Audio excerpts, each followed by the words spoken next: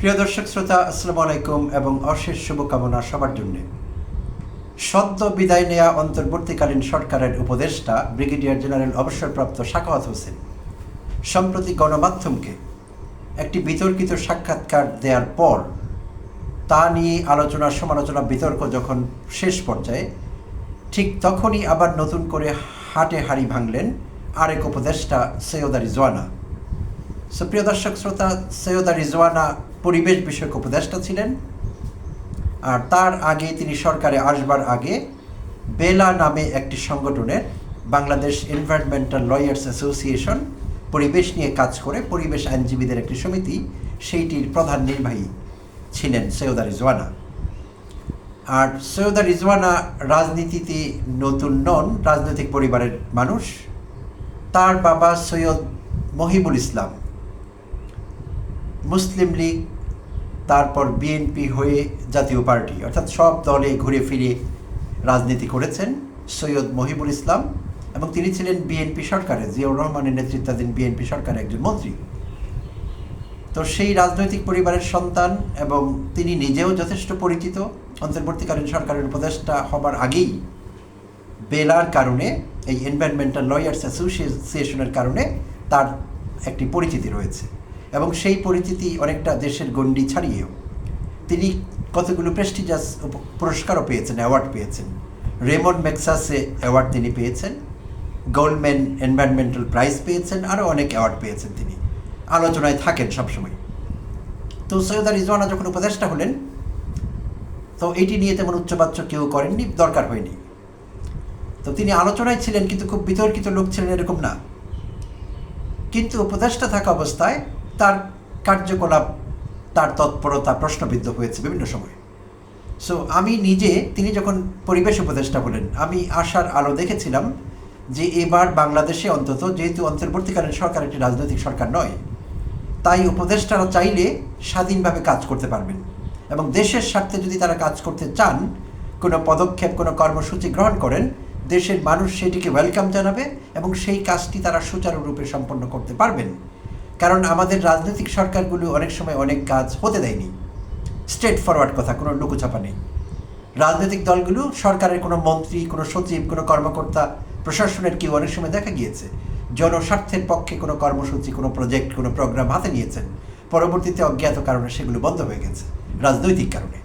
তো অন্তত অন্তর্বর্তীকালীন সরকারে সেই বিষয়টি থাকবে না, সেই আশা থেকে আমি ভেবেছিলাম সৈয়দা রিজওয়ানা একজন যোগ্য মানুষ, এনভায়রনমেন্ট নিয়ে কাজ করেন, পরিবেশ আইনবিদ। তো তিনি হয়তো বাংলাদেশের যে পরিবেশের যে দুরবস্থা, পরিবেশ দূষণ, আমাদের ঢাকা শহর, রাজধানী শহর প্রায় 1-2 দিন পর পর র্যাঙ্কিংয়ে ফার্স্ট হচ্ছে। তো সেই অবস্থা থেকে তিনি হয়তো আমাদের বের করে আনবেন, কিংবা অন্তত কোনো রাস্তা দেখাবেন বের করে। এটি রাতারাতি ঘটবার কোনো কাজ না, কিন্তু অন্তত এটুকু আশা করেছিলাম যে এমন কিছু করবেন যে এই লাইনে আমরা ভবিষ্যতে এগোতে পারব। তো আমি হতাশ হয়েছি, আমি একা না, আমার মতো আরও অনেকে হতাশ হয়েছেন। তিনি সেই লাইনে কিছু করেছেন, আমি 18 মাসে আমি সেটি টের পাইনি অন্তত। প্রিয় দর্শক শ্রোতা, আপনাদের যদি জানা থাকে তার কোনো কাজ 18 মাসে পরিবেশ উপদেষ্টা হিসেবে দৃশ্যমান কোনো কাজ কিংবা উল্লেখ করবার মতো কোনো ঘটনা, দয়া করে কমেন্টে জানাতে ভুলবেন না। তো আমি তাকে নিয়ে তার সমালোচনা করে একাধিক কন্টেন্ট বানিয়েছি আমার চ্যানেল থেকে, এবং আমরা কয়েক মাস আগেই দেখেছি ধারাবাহিকভাবে মেঘনায় আরও বিভিন্ন জায়গায় জলজ প্রাণী, মাছ সহ বিভিন্ন কিছু মরে ভেসে উঠছে। সংবাদপত্রগুলো সে কথা বলেছে যে এই নদীগুলোর আশেপাশে যত ইন্ডাস্ট্রি আছে, ছোট বড় মাঝারি ইন্ডাস্ট্রিগুলোতে ইটিপি নেই। ইন্ডাস্ট্রিগুলোতে তৈরি হওয়া টক্সিক যেই গার্বেজ থাকে, ওয়েস্ট থাকে, সেগুলোকে সরাসরি ডাম্প করা হচ্ছে নদীতে। এনভায়রনমেন্ট ট্রিটমেন্ট প্ল্যান বা এফ্লুয়েন্ট ট্রিটমেন্ট প্ল্যান, সেরকম কোনো ব্যবস্থা অধিকাংশ ইন্ডাস্ট্রিতে নেই। ফলে এই ইন্ডাস্ট্রিগুলো এই নদীগুলোকে মেরে ফেলছে, নদীর পানিগুলোকে নষ্ট করছে, আর জলজ প্রাণী মরে ভেসে উঠছে। মাইলের পর মাইল আমরা দেখেছি চাঁদপুরে, মোহনপুরে, বিভিন্ন জায়গায়, মেঘনায় জলজ প্রাণী মরে ভেসে উঠছে। তো এইসব বিষয়ে আমি ভিডিও বানিয়েছি, আমি কথা বলবার চেষ্টা করেছি, কিন্তু এই রিজওয়ানা কখনো উল্লেখযোগ্য কোনো পদক্ষেপ নিয়েছেন এই বিষয়ে আমরা জানি না, এবং তিনি নেননি আসলে। বিপরীতে আমি তাকে যে কাজটি করতে দেখেছি, আমি দেখতাম তিনি সব মন্ত্রণালয়ে ঢু মারছেন, সব বিষয়ে কথা বলছেন, সব জায়গায় নাক গলাচ্ছেন। পররাষ্ট্রের কোনো বিষয় এসেছে, সেখানে আগ বাড়িয়ে রিজওয়ানা। অন্য কোনো বিষয় এসেছে, স্বাস্থ্যের কোনো বিষয় এসেছে, ফুডের কোনো বিষয় এসেছে, সেখানে রিজওয়ানা।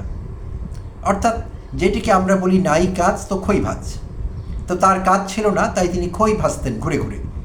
খুবই বিরক্তিকর ছিল তার এই আচরণ, এবং মনে হচ্ছিল যেন তিনি অন্তর্বর্তীকালীন সরকারের এডিটর অ্যাট লার্জ। সংবাদপত্রে যেমন একটি পোস্ট থাকে, এডিটর অ্যাট লার্জ, সব জায়গায় তার কর্তৃত্ব। তো রিজওয়ানাও অনেকটা মনে হচ্ছিল তিনি যেন প্রধান উপদেষ্টা, অ্যাডভাইজার অ্যাট লার্জ, সেভাবে কাজ করছিলেন। কাজের কাজ তিনি কিছুই করতে পেরেছেন বলে মনে হয়নি। তো যাই হোক, এখন অন্তর্বর্তীকালীন সরকার বিদায় হয়েছে। যেটি বলছিলাম, সর্বশেষ ব্রিগেডিয়ার অবসরপ্রাপ্ত শাকাওয়াত হোসাইন যে সাক্ষাৎকার দিয়েছেন, সেই সাক্ষাৎকারে তিনি বলছিলেন যে তাকে কাজ করতে দেওয়া হয়নি, তাকে অনেক জায়গায় ডাকা হয়নি, অন্তর্বর্তীকালীন সরকারে তিনি অনেকটা অবহেলিত ছিলেন, এইসব অভিযোগগুলো তিনি করেছেন। তো সেই অভিযোগগুলো নিয়েও নানান কথা উঠেছে, এবং অনেকে তার বিরুদ্ধে অভিযোগ করছেন যে এই অভিযোগগুলো তার এখন করা উচিত না।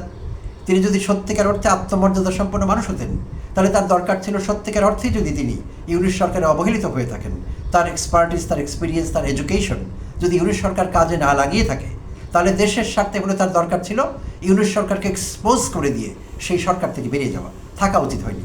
তো সেই সরকারের মেয়াদ শেষ করে এখন সেই সরকারের বিরুদ্ধে, সরকার প্রধানের বিরুদ্ধে নানা রকম ফালতু অভিযোগ তিনি তুলেছেন, সেগুলো নিয়ে আলোচনা সমালোচনা চলছে। তো এখন রিজওয়ানা নতুন করে বোমা ফাটালেন। প্রিয় দর্শক শ্রোতা, ঘটনাটি আপনারা জানেন।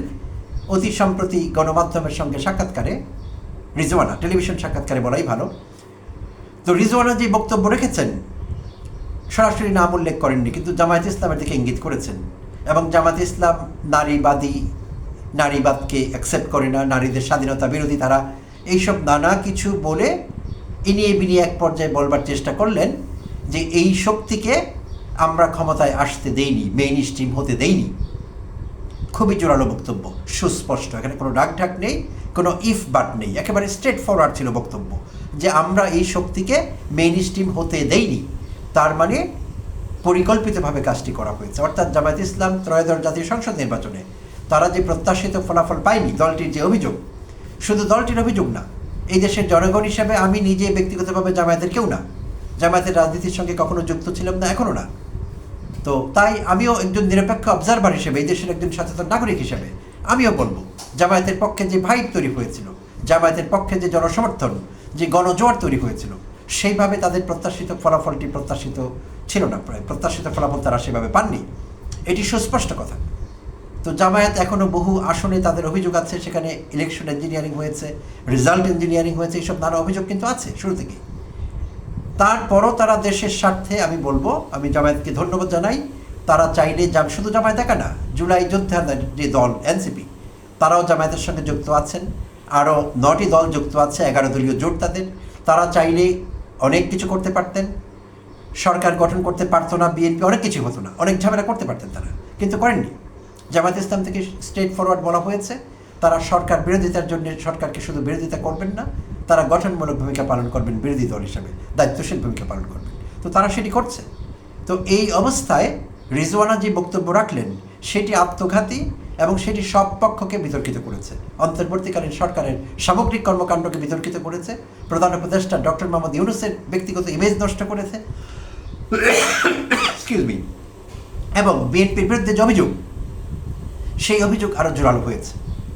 অর্থাৎ সরকারের তৈরি করা একটি ছকে নির্বাচন হয়েছে, সেই নির্বাচনে পারপাসলি, ইন্টেনশনালি বিএনপিকে জিতিয়ে দেওয়া হয়েছে, বা সরকার গঠন করবার মতো ব্রুট মেজরিটি বা অ্যাবসলিউট মেজরিটি তারা পেয়েছে, এবং ইঞ্জিনিয়ারিংয়ের মাধ্যমে বিষয়টি ঘটেছে। এই বিষয়টি একেবারে সুস্পষ্ট, কারণ রিজওয়ানা যেভাবে বলেছেন যে আমরা তাদেরকে মেইন স্ট্রিম হতে দেইনি, এমন বক্তব্য আত্মঘাতী তার জন্যেও।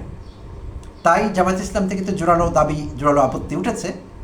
তারা সংবাদ সম্মেলন করেছেন, জামায়াতের নায়েবে আমির এবং বিরোধী দলীয় উপনেতা জনাব সৈয়দ আবদুল্লাহ মোহাম্মদ তাহের সুস্পষ্টভাবে দাবি জানিয়েছেন এই বিষয়ে তদন্তের, এবং এই বিষয়ে তদন্ত করে তাদেরকে জানাতে হবে, এই দেশের জনগণকে জানাতে হবে যে আসলে কী ঘটেছিল। রিজওয়ানাকে জিজ্ঞাসাবাদের আওতায় আনতে হবে, এবং এটি আমাদেরও দাবি। এমন বক্তব্য দিয়ে কেউ পার পেয়ে যাবে, বিষয়টি এরকম না। এটি কোনো বৈঠকখানার বক্তব্য না, গণমাধ্যমে বক্তব্য দেওয়া হয়েছে, সব কিছু অন রেকর্ড। রিজওয়ানাকে তদন্তের আওতায় আনতে হবে। কোন ক্যাপাসিটিতে, কী উদ্দেশ্যে রিজওয়ানা এইসব বক্তব্য রাখলেন? বিএনপিকেও কিন্তু এখানে কালিমালিপ্ত করা হয়েছে, এবং বিএনপির বিরুদ্ধে যে অভিযোগ সেটি প্রতিষ্ঠিত হয়েছে, এই বিষয়ে কোনো সন্দেহ নেই, সুস্পষ্ট হয়েছে বিষয়টি।